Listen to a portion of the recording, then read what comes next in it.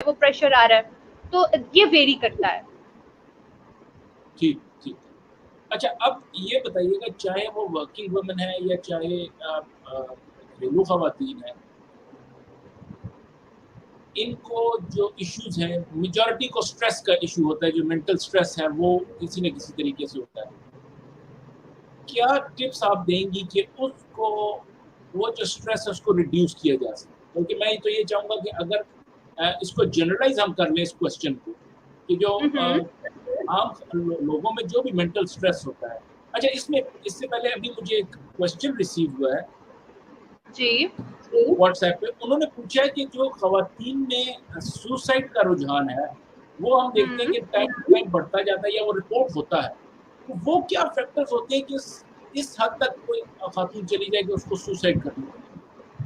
अच्छा देखिए, अगेन इसमें जब भी हम सुसाइड से सुसाइड रिलेटेड केसेस की बात करते हैं ना, तो उसमें हम सबसे पहले ये कहते हैं कि अगर एक पर्सन सुसाइड अटेम्प्ट कर रहा है, वेदर शी इज वुमेन और मैन, अगर वो सुसाइड अटेम्प्ट कर रही है, तो जो आपका जो सुसाइड अटेम्प्ट करने वाला क्लाइंट होता है, वो पहले कहीं ना कहीं आपको हिंट्स देना स्टार्ट कर देता है रिगार्डिंग डेथ की बात बहुत ज्यादा करना स्टार्ट करेगा, या वो ये कहना स्टार्ट कर देगा कि अब दिल करता है कि मैं मर जाऊं, मेरा इस दुनिया में दिल नहीं लगता, या मैं बहुत ज्यादा इस सिचुएशन को अब हैंडल नहीं कर सकता या कर सकती।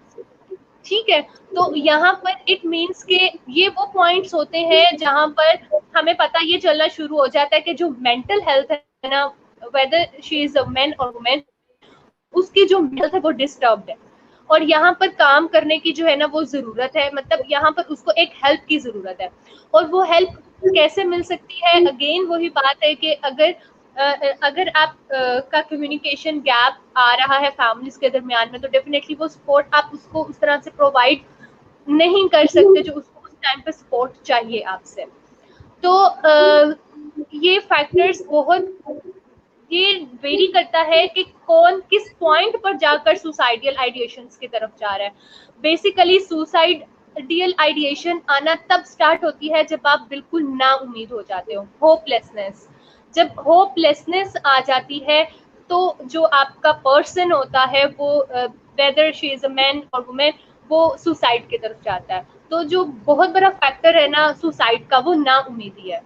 तो जब भी आपको किसी में ना उम्मीदी के पॉइंट्स नजर आना शुरू हो जाए, तो इट मीन्स कि उसको कहीं ना कहीं अब हेल्प की जरूरत है। शायद वो पर्सन उस टाइम पे इस चीज को रियलाइज नहीं कर पा रहा होता कि उसको हेल्प की जरूरत है। तो इट मीन्स कि हमारी सोसाइटी में हमें हमें मिलकर उसको हेल्प देनी है कि वो इस फेज से बाहर निकल आए, और फाइंड आउट करना है कि क्या रीजंस हैं कि उसकी लाइफ में इतनी ना उम्मीदी जो है वो आ चुकी है। ठीक है। अच्छा, अब before we wind up the program, ये सारी जो हमने डिस्कशन की, इसका मेन जो हमने देखा कि स्ट्रेस है, डिफरेंट काइंड्स ऑफ स्ट्रेस होते हैं, डिफरेंट रीजंस की वजह से मेंटल स्ट्रेस होते हैं। अब how to overcome this stress, how to reduce this stress, इसको हम इस पर काबू कैसे पा सकते हैं, इसको अगर खत्म नहीं कर सकते तो इसको किसी हद तक कम कैसे कर सकते हैं, इस स्ट्रेस को, इस जहनी दबाव जो हमारा है इसको? अच्छा, सबसे पहले जो आपका, आप किस तरह से, एक तो सबसे पहली पॉइंट जो है स्ट्रेस में, दिस इज ग्रेटिट्यूड, शुक्र अदा करना कि हमें ये नहीं देखना चाहिए कि मतलब हमारे पास ये नहीं है और उसके पास है। हमें ये देखने की जरूरत है कि हमारे पास कितना कुछ है, और वो कहा गया ना कि शुक्र अदा हमें इस तरीके से करना चाहिए कि जब हम अपने से नीचे वालों को देखते हैं ना, तो हम कहते हैं कि हमारे पास उससे बहुत बेहतर चीजें हैं, तो हमारे अंदर शुक्र गुजारी जो है ना वो कहीं ना कहीं आ जाती है। सबसे पहले तो आपका ग्रेटिट्यूड, उसके अलावा जो है आप एक उम्मीद, होप हमेशा आप में होनी चाहिए फॉर द पॉजिटिविटी। हम क्या कर रहे हैं, हम हर टाइम नेगेटिविटी को एब्जॉर्ब कर रहे हैं, हम नेगेटिविटी को अपने अंदर लेकर जा रहे हैं, हम कहीं पे भी कुछ पॉजिटिव नहीं सोच रहे। उसके लिए क्या जरूरी है कि आप अपने आप को कोई ना कोई कॉपिंग स्टेटमेंट्स, आप हर इंसान ने अपने लिए कोई ना कोई कॉपिंग स्ट्रैटेजी जो है ना वो बना के रखी होती है, कोई ना कोई कॉपिंग स्टेटमेंट जो है वो होती है पॉजिटिव कॉपिंग स्टेटमेंट। कि लेट्स सपोज अगर आप फील कर रहे हो कि आप ये नहीं कर कोई भी क्लाइंट है या कोई भी पर्सन है जो वो ये कह रहा है कि उसको ये नहीं मिल सकता, तो आप अपने आप को इस तरह से पॉजिटिव करो कि मैं अगर मेहनत करूंगा तो मुझे ये मिल जाएगा, या थोड़ी सी हार्डवर्क की जरूरत है और मैं इसको हासिल कर सकता हूँ। ठीक है, जहां मैंने इतना कुछ हासिल किया है वहां मुझे ये भी मिल जाएगा। तो उसके अलावा आप जो हम कहते हैं रिलैक्सेशन एक्सरसाइजेस होती हैं, आप अपनी रूटीन में एक्सरसाइजेस को जो है वो जरूर ऐड इन करें।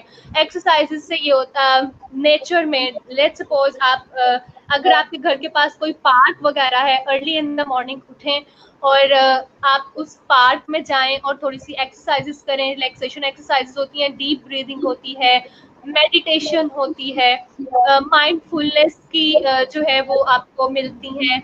ये आप यूट्यूब पे भी देख सकते हैं, आपको बहुत सी वीडियोस मिल जाएंगी इन सब चीज़ों की, आपने मेडिटेशन कैसे करनी है या आपने माइंडफुलनेस की तरफ अगर जाना है तो वो आपने किस तरह से परफॉर्म करनी है एक्सरसाइजेज, या डीप ब्रीदिंग है उसका क्या प्रॉपर वे है वो आपने कैसे करना है। तो अपनी लाइफ में एक्सरसाइजेस को जो है वो मस्ट इंक्लूड करें। उसके अलावा जर्नल्स, जर्नल जरूर लिखा करें। अगर आप क्योंकि समटाइम्स ऐसा होता है कुछ लोगों की पर्सनालिटी ट्रेट होती है कि वो किसी दूसरे पर्सन के साथ अपनी प्रॉब्लम को डिस्कस नहीं कर सकते। ठीक है, तो उस वे में आप क्या करो कि आप जर्नल लिखना स्टार्ट कर दो। आपकी जो भी थॉट्स हैं, जो आपके फीलिंग्स हैं, जो आपके इमोशंस हैं, आप उनको राइट डाउन करना स्टार्ट करते हैं। अच्छा, जनरल से आप जो हमारे व्यूअर्स उनको बताने के लिए कि कोई भी जो भी चीज आपकी डेली रूटीन में हो रहा है उसको किसी कॉपी पे या डायरी पे किसी पे लिखें डेली। बिल्कुल लिखें। अगर कोई भी चीज आपको परेशान भी कर रही है ना, और कोई स्ट्रेस भी है, आप उसके बारे में भी जरूर लिखें। क्योंकि समटाइम्स हम जब हमारे माइंड में इतनी थॉट्स और इतनी चीजें मिंगल अप हुई होती हैं कि हम सोल्यूशन नहीं निकाल पा रहे होते हैं। तो जब हम वो जर्नल लिखेंगे तो जब हम उसको खुद से भी रीड आउट करते हैं ना, तो हमें पता चल जाता है कि अच्छा इस बात का हम किस तरह से क्या सोल्यूशन निकाल सकते हैं, क्या रीजन हो सकता है कि हम इसको जो है वो ये हमें इसका सोल्यूशन क्यों नहीं मिल रहा था। और वैसे भी जब आप अपने जर्नल्स लिखते हैं, आप अपनी नेगेटिविटी और अगर आपकी कोई भी इमोशंस ऐसे नेगेटिव हैं जो आपको डिस्टर्ब कर रहे हैं, आप उनको जब नोट डाउन या राइट डाउन करते हैं तो वो डेफिनेटली आपका एक तरह से कैथारसिस हो जाता है। आप ये कह लें कि आपने बोल दो, आपको इन रिटर्न कोई आंसर नहीं मिल रहा, लेकिन आपका कैथारसिस आप बोल देते हो, बता देते हो किसी को। तो जर्नल्स जो है वो जरूर रात को सोने से पहले आप अपना एक टाइम सेट कर लें कि आपने इस टाइम पे जो है वो अपनी जर्नल को लिखना है। उसके अलावा अपनी जो भी आपकी नेगेटिव थॉट्स हैं उनको डाइवर्ट करें पॉजिटिव थॉट्स की तरफ। अब अगर आपको लग रहा है, और इसमें अब ये चीज बहुत मैटर करेगी कि आप दिन का कितना हिस्सा फारिग है। ठीक है, अगर आपकी रूटीन बिजी है और जो है आप उस नेगेटिव थॉट्स को उतना नहीं सोच पाते, लेकिन अगर आप फ्री रहते हैं तो आप बहुत ज्यादा जो है अपनी नेगेटिव थॉट्स को सोचना शुरू कर देते हैं। तो बेटर होता है कि आप क्या करो, आप अपने आप को बिजी कर लो। आप, या अगर आपके पास कोई एक्टिविटी फाइंड आउट कर लो करने के लिए जिसमें ये हो कि आप अपनी नेगेटिव थॉट्स के ऊपर उस तरह से फोकस ना कर सको, अपनी थॉट्स को डाइवर्ट करो, चेंज करो।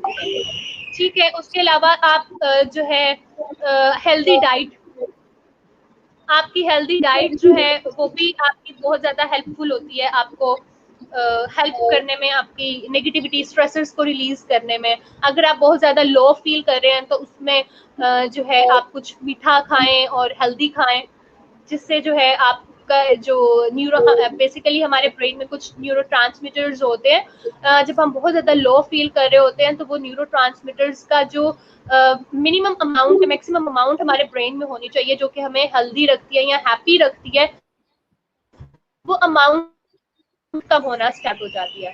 तो खाते हैं तो वो जो आपका न्यूरोट्रांसमीटर है वो फिर से रेगुलेट होना स्टार्ट होता है और फिर आपकी जो थॉट्स हैं वो डाइवर्ट होना, या आपकी जो स्ट्रेसर्स हैं वो आप उनमें रिलीफ फील आउट करना स्टार्ट कर देते हो। ठीक हो गया। अच्छा,